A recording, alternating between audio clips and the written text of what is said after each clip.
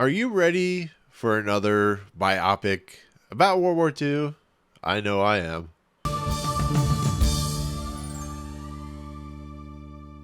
What's going on, everyone? Welcome to Movie Emporium's movie review of Nuremberg, the newest film from director James Vanderbilt. Okay, ladies and gentlemen, Nuremberg, of course, is based on a true story, based on a real event. It, of course, is about Hermann Göring and his Nazi individuals who basically were in charge of most of the SS Reich, or the Third Reich, I should say. And this is a story about them being tried, convicted, and eventually put to death for what they did with not only the Holocaust, but the war itself after, of course, Hitler killed himself and so on and so forth. And for the most part, this follows a psychiatrist, which is, this is based off a book played by Rami Malek, and his quest to allow Hermann Göring, who's played by Russell Crowe, to go on trial for his crimes in the World War II situation. And so we have people like John Slattery and, of course, Michael Shannon, who plays a defense attorney, or I'm sorry, a prosecutor,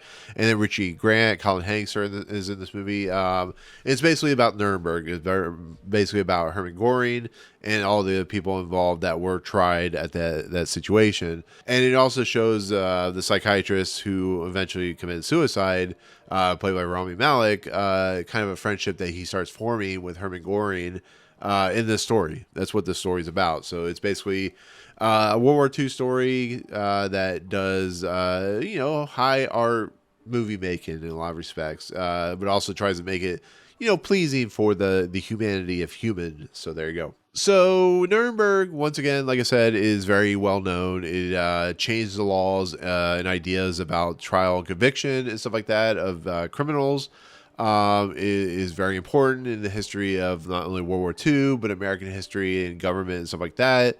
And it led to Hermann Göring committing suicide and stuff like that because he got convicted and whatnot. He was going to be hanged. But it's very important in the ideas of trial and stuff like that. So, going to this movie, knowing a little bit about Nuremberg, not too much, but knowing a lot or knowing some things about it, I was intrigued. I heard this movie is actually pretty good, to be fairly honest, which was surprising because the trailer is pretty terrible. But I didn't know. Well, I mean, who knows? I mean, when it comes to these biopics and these, based on true stories types of events, sometimes they're hit or miss. I mean, this is a hour or 2 hours and 22-minute movie. Russell Crowe doing his Russell Crowe thing, and Rami Malek, who I'm like hit or miss with, but also it just, once again, the trailer is pretty terrible. So the question remains on this movie is it worth your time? Is it better than what the trailer represents? And should you go see it if you're interested in World War II ideas? For my honest opinion, yes. If you love World War II, I think this is a perfect movie for you because it hits all the right notes. It gives you a lot of back history and a lot of ideas about what the Nazis were doing. We see a lot of footage and a lot of disturbing footage, as we should, unlike Oppenheimer did. And it's a very well put together, very slick type movie for the World War II aficionados and for people who are interested in these types of like adult fare. But it does drag a lot. There's a lot of parts in this where it just you kind of want to get the story going. It probably could shave 20 minutes off of it. I think Rami Malek's pretty bad in this movie, to be fairly honest. I think he tries, but I think once again he is being overshadowed by how good Russell Crowe is in this movie, who is, I think, Oscar nomination worthy at least, which is very rare for Russell Crowe because he's usually doing like schlock and stuff like that, but he's very good as Hermann Göring. I don't know if the Academy will nominate him because of who Hermann Göring was, and maybe they don't feel like that would be a good thing. But I think it's a really interesting story. If you don't know anything about Nuremberg, I think it does give you a lot of good insight to that story. It's just a very slow-paced movie. James Vanderbilt, I'm assuming, just wanted to kind of eke you into the story, kind of make you feel what's going on, and kind of play the story out in a very traditional fashion of a storytelling element.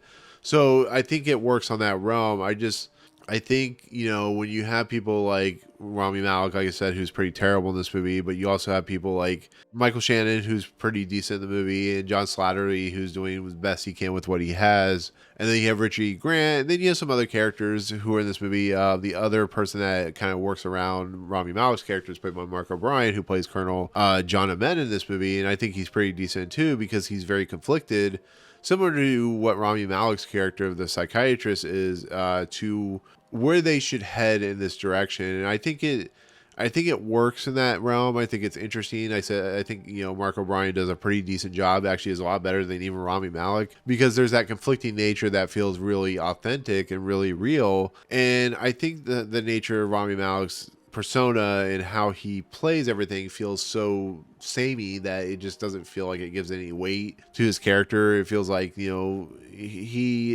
it doesn't feel like he's like bothered too much by it, and that the ghosts of the past are, I don't know. I just feel like there's something missing from his character. But that's just kind of my honest opinion about that. But I think it's beautifully shot. I think it's well staged. It's a great, when it comes to like, it's a great courtroom drama. They spend a lot of time in the courtroom, at least an hour of this movie in the courtroom, and I think it does a really nice job. I think it hits the beats that you expect when it comes to the nature of the courtroom and how the convictions happen. I think the ending is quite effective when it comes to like the deaths of the generals and the military and the Nazism, stuff like that, the Nazis themselves.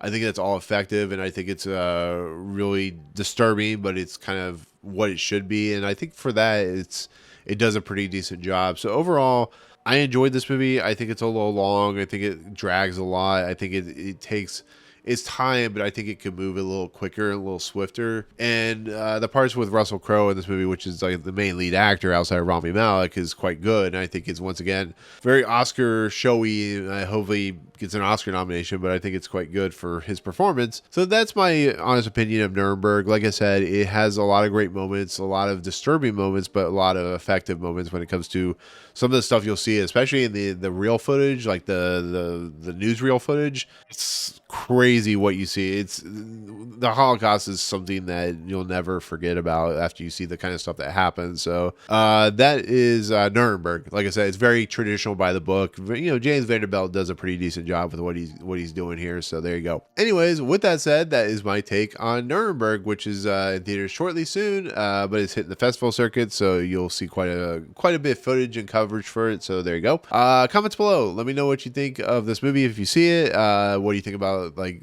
what do you know about the Nuremberg Trials? Let me know, all that good stuff. But otherwise, if you like what you see on this channel, hit the subscribe button to join Movie Emporium. Hit that notification bell at top to find what's coming next. If you like the video, awesome. Hit that like button. And as always, we'll see you guys on the next video. Peace out, guys.